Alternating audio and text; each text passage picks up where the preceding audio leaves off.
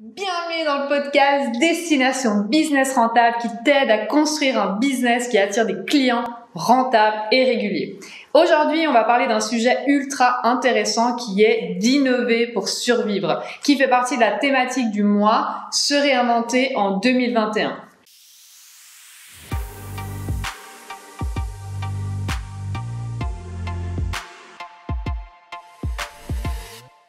La semaine passée, on a parlé de comment pivoter son business. Sujet vraiment aussi ultra intéressant. D'ailleurs, si tu ne l'as pas écouté, je te propose d'aller l'écouter maintenant parce que ça pourra te donner vraiment des clés, des concepts et des leçons apprises que tu pourras appliquer directement à ton business. Donc, je le disais, ce sont des sujets ultra intéressants, surtout au vu de la situation actuelle et aussi parce qu'on reçoit vraiment beaucoup de messages d'entrepreneurs qui sont très inquiets par rapport au futur de leur société. Ils savent pas comment ils vont pouvoir survivre à tous ces changements, à toutes ces modifications, à la situation actuelle. Donc, c'est pour ça qu'on aborde ces sujets et celui-là en particulier, donc innover pour survivre. Alors que tu aies déjà un business ou que tu sois juste au stade de projet, ce podcast est fait pour toi parce qu'on va parler de leçons apprises et de concepts que tu pourras appliquer directement à ton business ou à ton projet. Alors, pourquoi et comment innover pour survivre? On va voir tout ça avec Misha qui va nous éclairer avec des cas concrets, des case studies comme on les appelle. Et c'est ce qu'on va voir aujourd'hui dans ce tout nouveau podcast. Yes, alors moi, je suis super content de parler de ce podcast. Merci beaucoup pour cette intro où on va parler de ce que j'ai appelé Future Proof, donc comment se blinder face au futur. Et comme tu l'as dit très justement, en fait, ça s'applique que tu es un business et que tu veux être le challenger, parce qu'on va parler de gros business qui sont faits justement dépassés par le challenger et les personnes qui, à l'époque, n'avaient aucune chance de jouer sur le même terrain et qui sont devenus les leaders dans un domaine. Et aussi, si tu n'as pas encore de business et pas encore de projet, de vraiment comprendre que l'innovation, c'est pas forcément technologique. Il y a aussi pas mal de choses qui viennent sur des business models innovants et comment justement arriver à être impactant et avoir un business qui grandit et qui peut peut-être même plus tard challenger des beaucoup plus gros business qui aujourd'hui, ça te semble irréalisable. Ce qui est très intéressant justement dans ces cas pratiques, c'est que on a tendance à croire que innover pour survivre, les gens veulent détruire notre société ou genre voilà, il n'y a pas forcément des méchants qui nous veulent du mal. C'est tout simplement en fait d'une réalisation que si aujourd'hui tu construis un business rentable qui gagne beaucoup d'argent, il y a des gens qui vont le voir et qui vont se dire ça a l'air intéressant. Peut-être que moi aussi je vais m'y mettre, peut-être que je peux le faire mieux que cette personne, ou peut-être que moi aussi je pourrais le faire et gagner une petite part du gâteau. Et si on fait pas attention, cette petite part du gâteau devient le gâteau.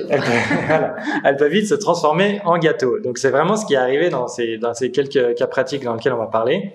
On va parler d'un cas qui s'appelle justement, que j'ai appelé Blockbuster versus Netflix. Et on va aussi parler d'un autre cas pratique qui est plus dans le côté produit physique. Parce que voilà, pas tout le monde aussi monte des apps et des produits en ligne. Donc, ça s'applique vraiment à tous les différents business. Ce qui est très important, dans la semaine passée, justement, on a parlé de comment pivoter son business et comment se réinventer en se focalisant sur les problématiques des clients et les problématiques qu'on peut voir dans le monde et apporter une solution à ces problématiques. Dans ce podcast, on va vraiment s'intéresser à comment innover avec une meilleure expérience client. Et c'est comme ça, c'est avec cette expérience client, majoritairement, que ces business se sont démarqués. Donc, pour commencer, moi, j'ai un petit peu de nostalgie dans cette histoire parce qu'on va parler de Blockbuster. Il y a peut-être beaucoup de gens qui nous écoutent qui n'ont jamais entendu parler de Blockbuster. Si c'est ton cas, je te fais la petite histoire. C'est en fait à l'époque, parce qu'il faut que tu comprennes comment ça se passait pour voir justement comment Netflix est arrivé à chambouler ça. À l'époque, quand tu voulais voir un film en famille, on se dit tiens, si on se regardait un film ce soir, tu avais soit le choix de mettre la télé, et puis en espérant qu'il y ait un bon film, et sinon tu dis on peut louer un film, donc tu devais prendre ta voiture ou ton scooter et aller au vidéoclub, louer une cassette donc VHS, donc un gros truc qui n'est même pas la taille d'un DVD. Si tu ne sais pas ce qu'est une cassette, je te propose d'aller voir sur Google. C'est un dinosaure. Cassette VHS, je me sens très bien en disant ça. Et en plus, une fois sur deux, il y avait surtout les nouveautés, c'était déjà loué. Ah bah zut, on doit se rabattre. Le magasin était fermé. Voilà, le magasin est fermé. Ah, c'est un jour férié, zut, tu peux pas louer un truc. Voilà. Déjà ça, expérience client pas top. Et après, tu regardes ton film et tu dois le ramener normalement le lendemain. Je crois que tu avais un jour pour regarder ton film. Et si tu oublies, t'as des frais de retard si tu vas trop tard. Donc il y avait souvent ces situations. On a oublié de ramener le film. Vite, il y en a un qui doit le prendre et puis courir au magasin, prendre la voiture. C'était pratique, franchement. Voilà. Et en plus, tu te faisais souvent taxer un petit supplément. En plus, c'était pas donné. Je crois que c'était de l'ordre de presque 10 balles pour un film. C'était une nouveauté, peut-être sinon un peu moins. Et voilà, c'était pas une expérience hyper agréable. Et en fait, Blockbuster, c'était vraiment juste pour donner l'ampleur du truc. C'était vraiment un mastodonte dans le domaine. C'était une compagnie qui était présente dans 25 pays et qui faisait, je crois qu'il était estimé à son apogée à plus ou moins 5 milliards de dollars. Donc vraiment très gros, tu vois.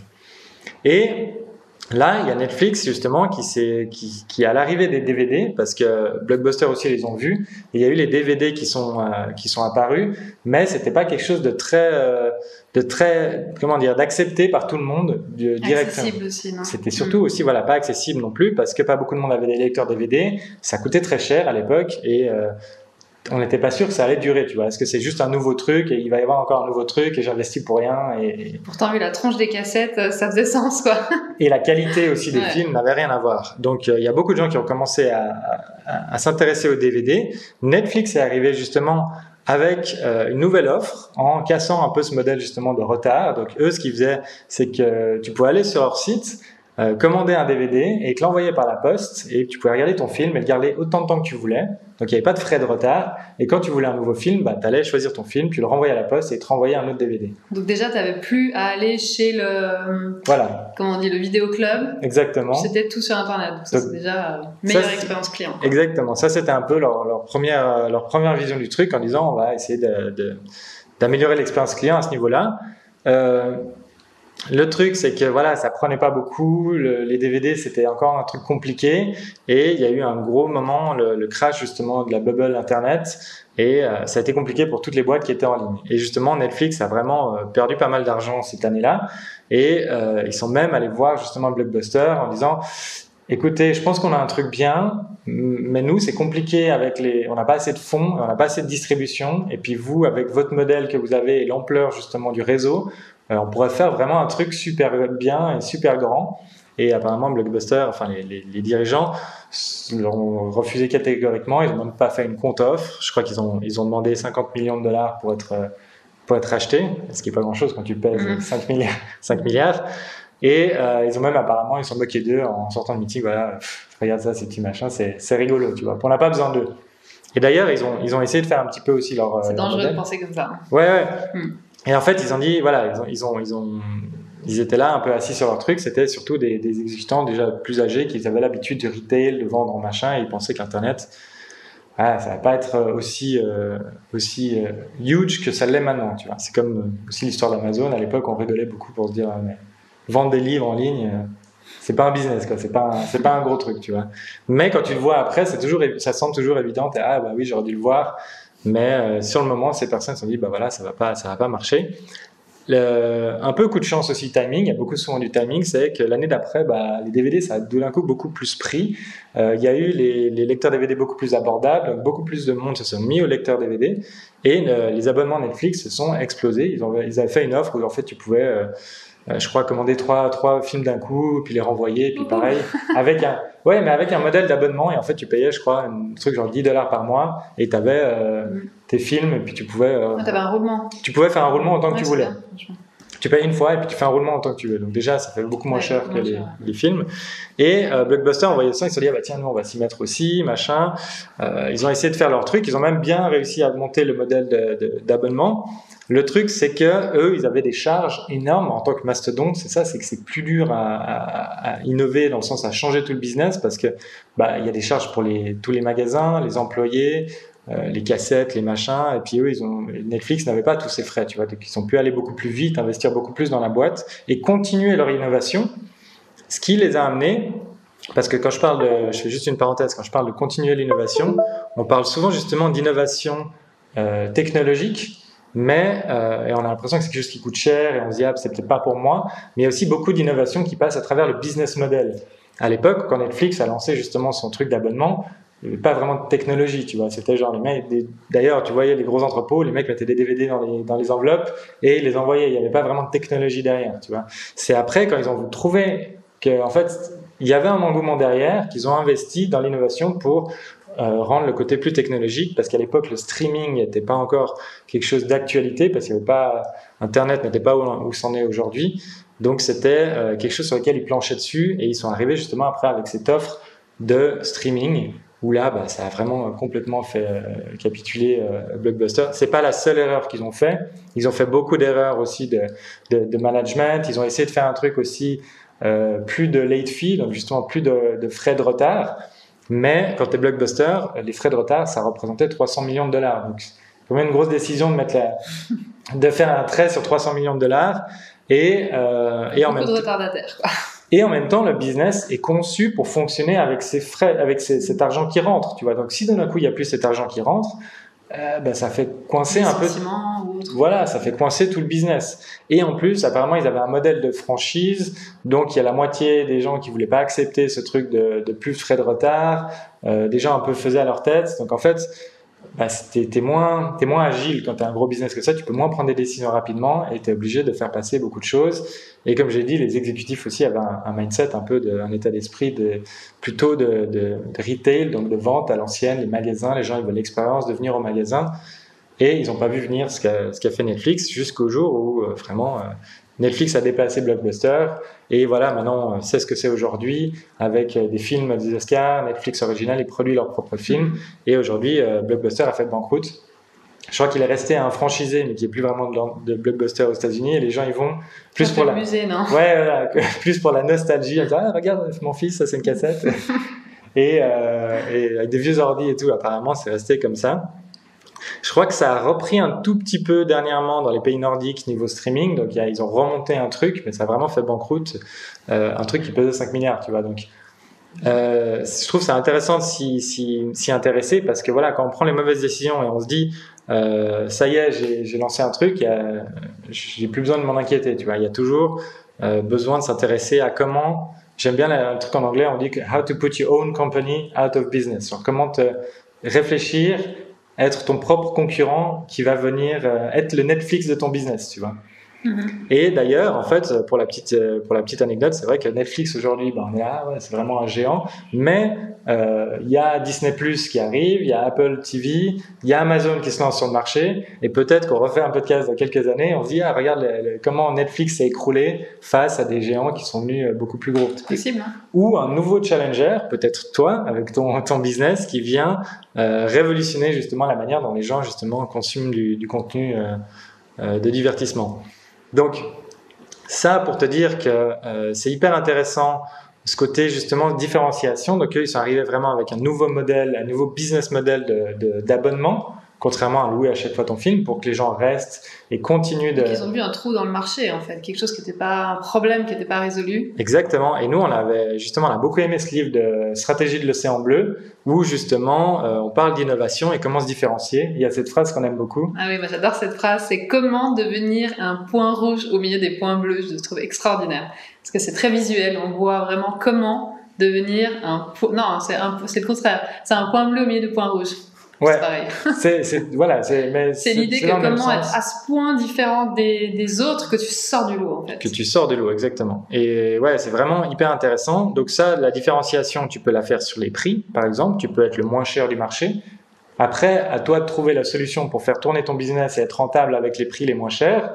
Mais aujourd'hui, avec justement des nouvelles technologies, de l'innovation, plus avoir besoin de payer un magasin en dur, des frais, des charges, des employés, c'est possible de baisser beaucoup de coûts, c'est possible d'être compétitif sur des choses que peut-être des plus gros n'auraient pas la possibilité d'être compétitifs dessus. Donc ça reste une possibilité.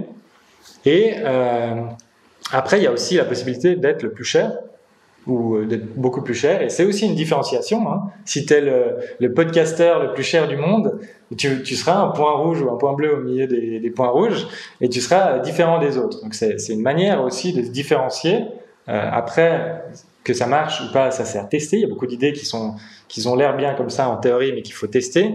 Et après, il y a toutes les manières de se différencier avec le branding. Donc ça, c'est vraiment ce que les gens ressentent face à ta marque, comment les gens la perçoivent, contrairement au marketing où c'est plus genre toi qui vas dire aux gens comment t'aimerais qu'on te perçoive, et le branding, c'est vraiment ce que tu arrives à faire ressentir aux gens. Donc, par exemple, une compagnie comme Blockbuster qui était là à essayer de racketter un peu des frais pour chaque fois que tu arrives une cassette en retard, genre c'est pas bien, on te fait la morale.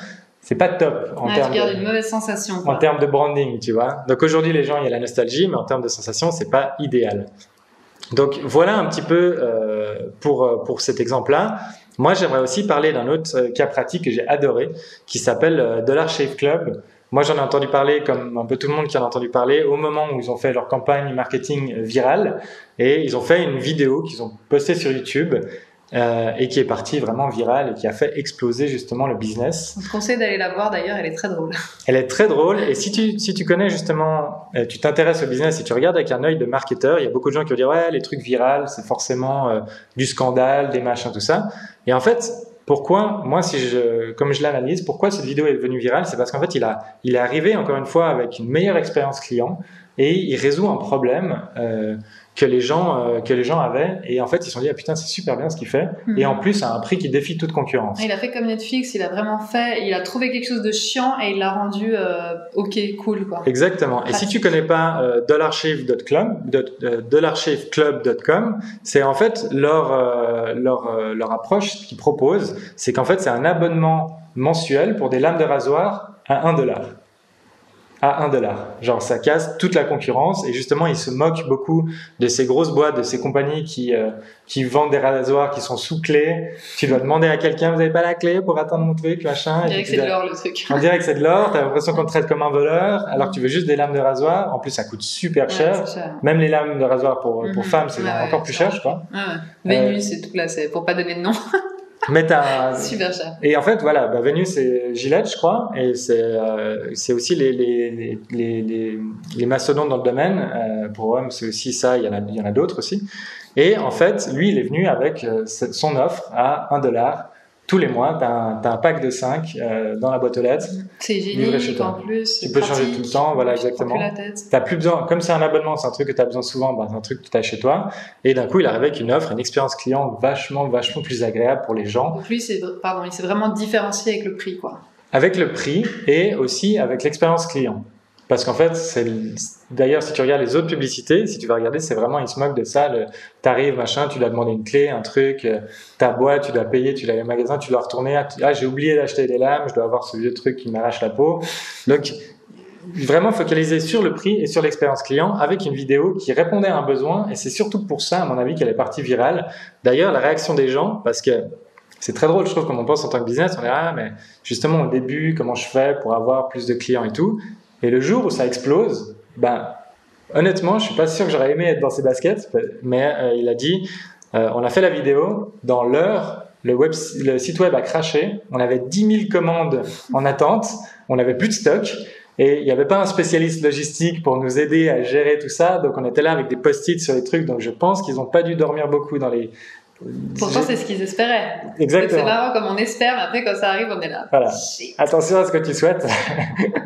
Et, mais c'est les problèmes que, voilà, t'as envie d'avoir, mais il l'a dit dans une interview, il a beaucoup d'humour, d'ailleurs. Si tu vas voir la vidéo, c'est vraiment quelqu'un de très drôle. Et il a dit, tu te mets une petite tape sur le dos 15 minutes en disant genre, ah waouh, super ce qu'on fait. Et après, tu ramasses tes affaires et tu vas bosser, tu vas essayer de faire en sorte que le site marche, de remettre le site en ligne, en espérant que tous ces gens qui ont passé commande, ils vont toujours vouloir acheter le produit, qui vont pas me détester parce que je leur envoie le produit beaucoup plus tard que ce qu'ils ont voulu parce que j'ai plus d'inventaire. Et d'un coup, j'allais dire, ils ont quelques jours où ils n'ont pas dû beaucoup dormir, mais je pense que c'était plutôt quelques semaines, voire quelques mois. Et là, tu peux te dire, ouais, mais comment tu peux gagner du fric avec un abonnement avec des trucs à $1 ? Ça, c'est ce qu'on appelle une offre d'appel. Donc, c'est leur première offre. Comme ça, les gens vont dessus, ils commandent ça. Et tu dis, si je commande ça, pourquoi pas rajouter un petit truc ? Et ils ont commencé à étendre leur offre avec justement différents produits autour du rasage. Dans l'occurrence, pas pour la barbe comme c'est pour le rasage, mais plus une mousse à raser pour se raser. En effet. Ça, c'est un autre marché. Et en fait, c'est drôle, tu parles de ça parce que je sais pas si c'est ça qui t'y a fait penser, mais il y a un autre truc qui s'appelle Dollar Beard Club et qu'ils ont lancé justement un truc d'huile pour la barbe qui est exactement le même type d'humour et qui a super bien marché. Et qui a super bien marché aussi. Donc c'est sûrement aussi ça, mais c'est vrai que voilà. En fait, après, ils ont dévié ça en plein de produits qui allaient dans le même sens et les autres se sont mis en opposition aussi pour créer leurs propres produits qui ont super bien marché aussi. Et c'est vraiment hyper intéressant parce qu'il s'est vraiment placé sur un marché où, en fait, tu peux être il disait dans une interview, justement, tu peux être la meilleure version de toi-même. Donc, voilà, t'as du gel, t'as des trucs, t'as la mousse à raser, un truc super bien pour ta peau et tout ça. Et tu te sens bien quand, tu te sens beau, tu te sens bien après ça, tu vois. On dit, justement, par exemple, les Nike, les compagnies comme Nike du monde, ils sont dans le business de la victoire, de gagner, du succès, de la performance. Les Starbucks du monde qui ressemblent dans le même type de business à Starbucks, c'est plus le côté communauté, on se retrouve, productivité aussi, il y a beaucoup de gens qui font leur meeting, les trucs à Starbucks, il y a cet esprit un peu, on travaille un peu, et Dollar Shave Club, voilà, ils ont fait leur truc un peu être la meilleure version de toi-même, et puis ils vendent cette idée qui est une idée très puissante en marketing. Donc voilà pour l'histoire, et si tu te demandes, on était en train de dire justement, est-ce que tu penses que ça peut être rentable justement de faire un abonnement à $1 ? Pour la petite histoire, il a revendu aujourd'hui sa compagnie à $1 milliard à Unilever justement, qui était dans les comme dit, les mastodontes du marché. Et contrairement à Blockbuster, justement, ils se sont dit lui, si on le laisse faire, ça risque de devenir très dangereux pour nous parce qu'ils sont vraiment en train de prendre des parts de marché énormes.